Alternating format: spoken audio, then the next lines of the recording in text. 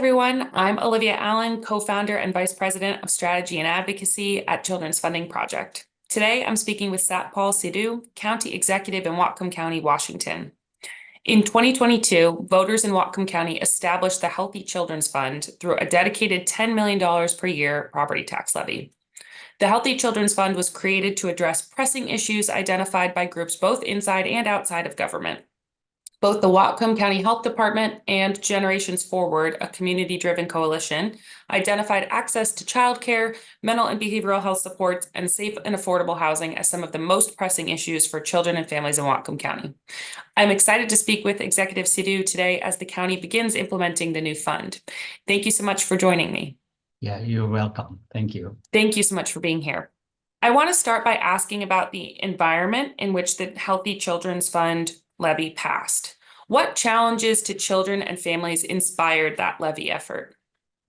I think this effort has been multiple years before, and sometimes it just the right time comes. And I think right as the COVID was going on and people were feeling so much pressure and families had time to think about their kids and what services they needed for both parents who are working and some who are not working, how hard it has been or the lack of services available in the community. And on the other side of the coin, the businesses looking for workforce were with their research, they found out that they are not able to get workforce because people have priorities towards their kids. And if we can help them, they can have a little more time and a little more stable workforce. And the same issue was with the recruitment.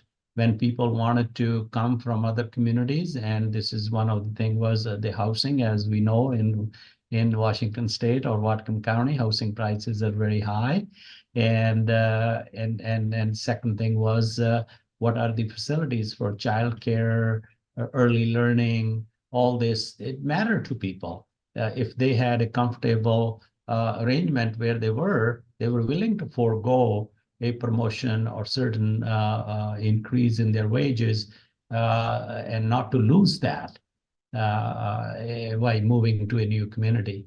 So all these things, I think, culminated and the efforts from the public group who work with the council, and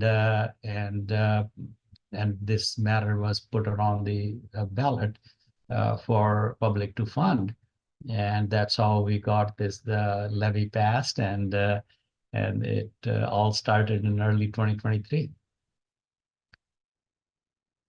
And you spoke to this a little bit, but how else do the experiences of young children and families impact the well-being and economic development of Whatcom County as a whole?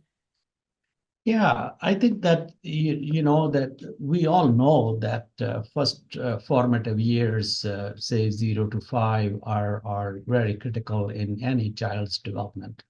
And if we, as a society, are able to provide better conditions, proper conditions for the early growth, early childhood learning, kids come.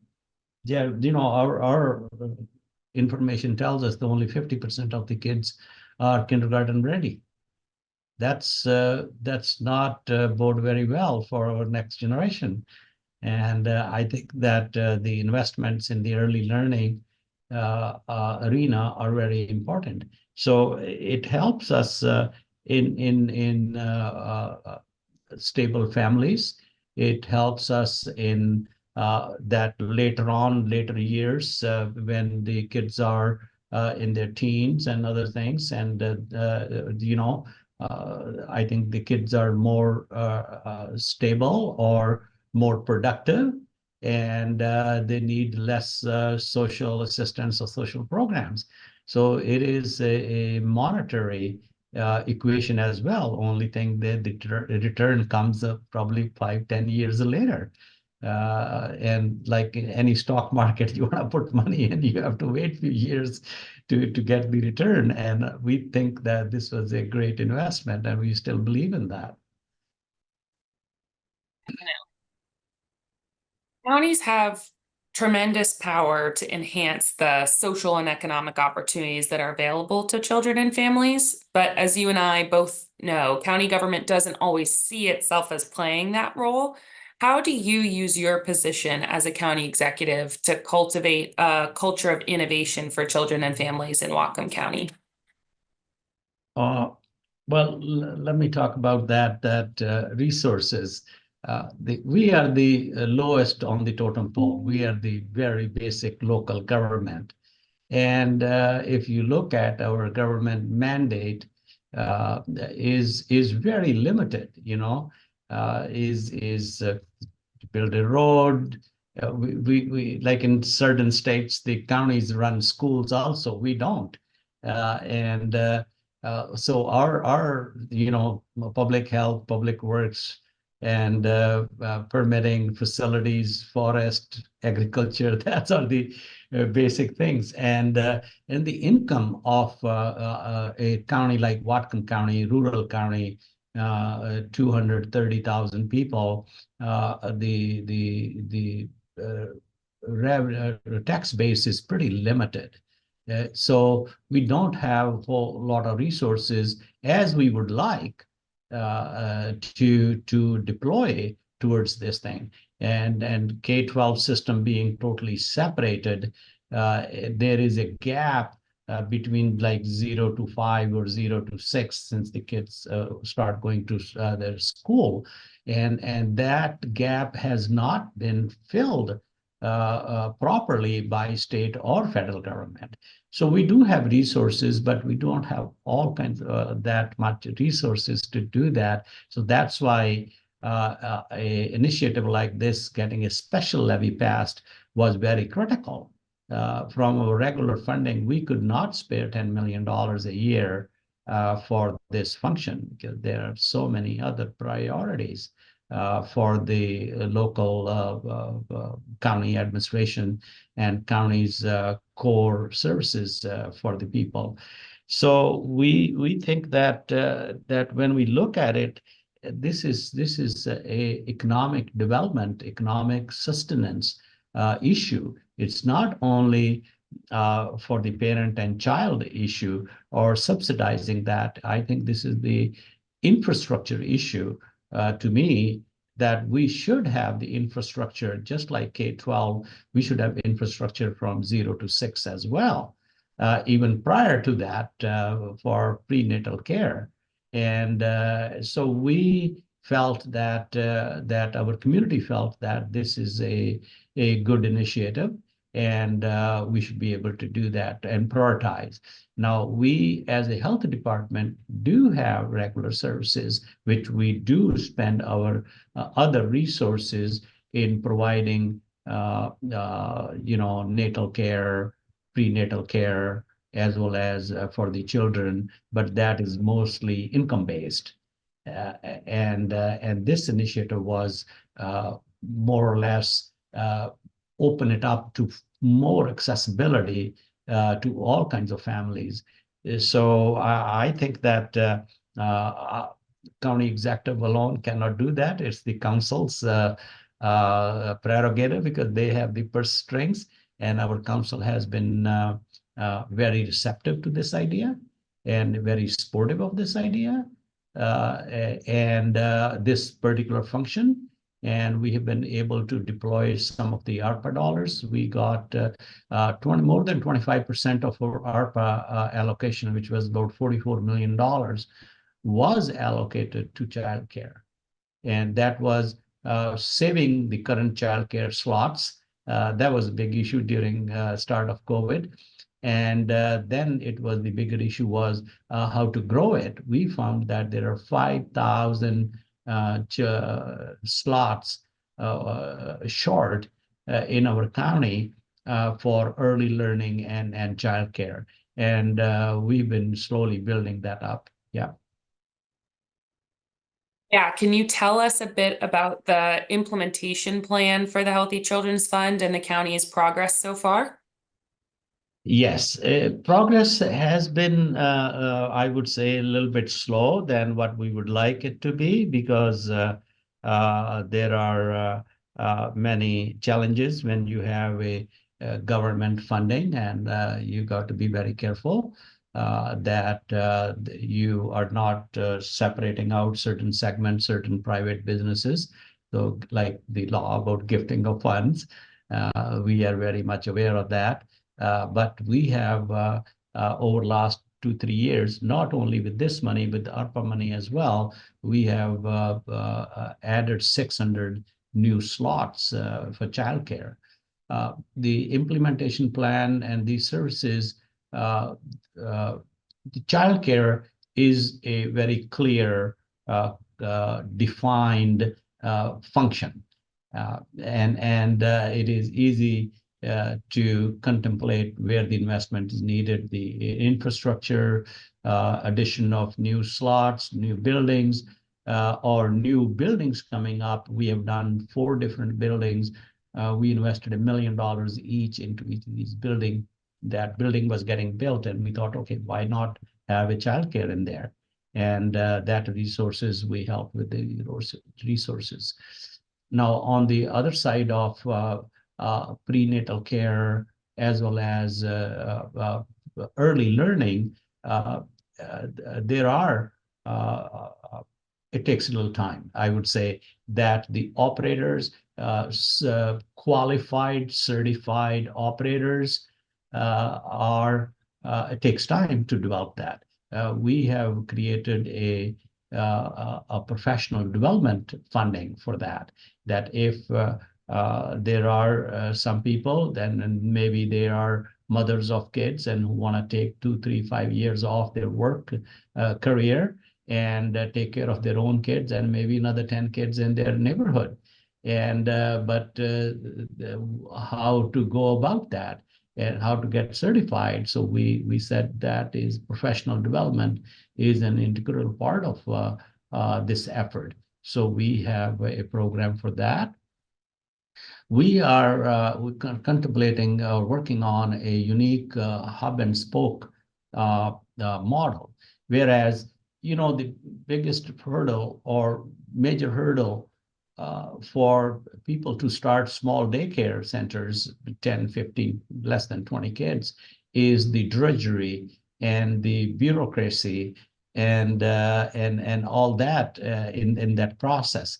Half of their time goes about that, and then they're concerned about, did I do my paperwork right? So we thought, why don't we create a hub which take all the drudgery out? They put a few cameras, and they just don't worry about collecting the money. They don't worry about qualifying the assistant or worker, and we make sure that they meet all the regulation. We make sure that they get all the proper toys, equipment in their place, and provide some subsidy when they need it. And that way we could create childcare in each community, each neighborhood, so that people are familiar who's the same kids they play with, same friends and neighbors they meet with otherwise in their social life, and then their kids are together for the childcare.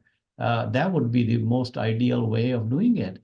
And to establish something like this, it takes time. We barely have been a year since the levy passed. And so we have started work on this. And I think that would be another effort that we want to do.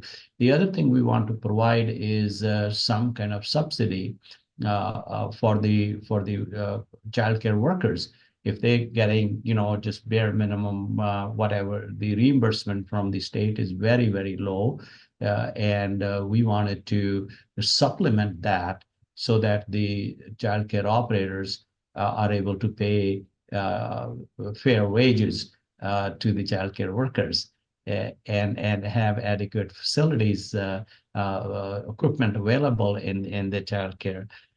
I think the other part, what we see is the other factors of behavioral health, sport, for the families. We think that housing, that's another big thing.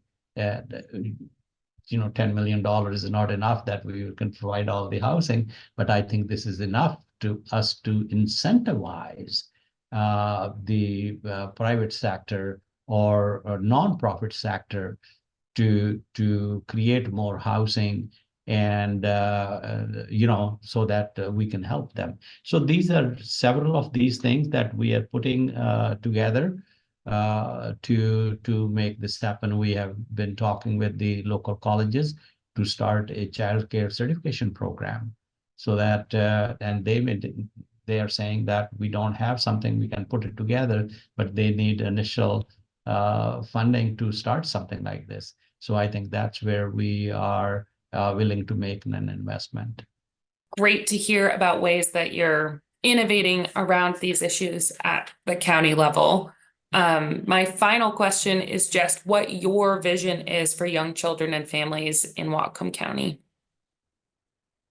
Wow, my vision is really big. I mean, it's pretty basic. I mean, we are the most richest nation on the earth. And when we have to talk about these issues, I'm an immigrant. I came from India, poor country, especially 50, 60 years ago. And I grew up in that poverty, and I grew up in that situation where all these resources, things were not even talked about or not even available. And when we talk about these issues in the United States of America, it breaks my heart that we don't have our priorities straight. It is not lack of money that we don't have money. It's lack of priorities. All the way from the federal government. It doesn't take much. Like if we look at our younger generation, we have more older people than younger people in our nation at this point of time. And if we look at whatever 20, 30 million kids, if you look at 0 to 5, they're not even that high. A pretty small number of kids, and small number of parents. Our birth rate is going down, is becoming negative.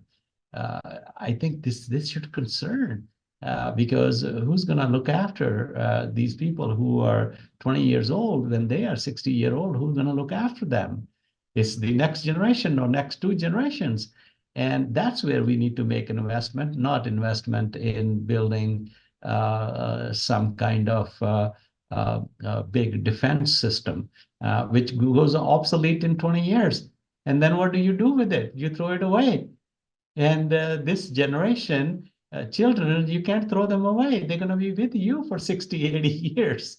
I think I really feel that's my bigger vision is that our children should get the best of treatment. Basics. I'm not saying it should be lavish.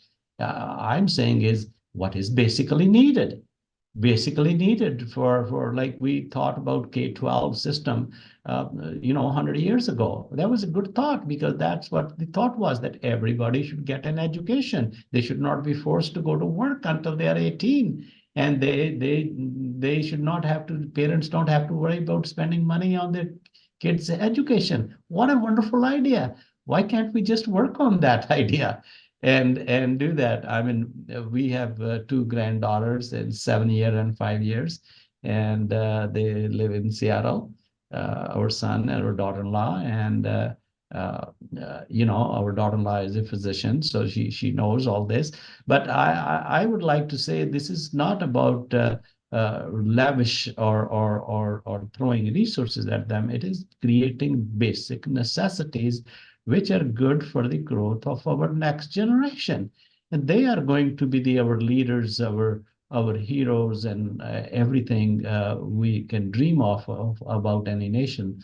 So my vision is that this should be a priority, but not at the local level government, or our local government should be given that mandate so that they can do that.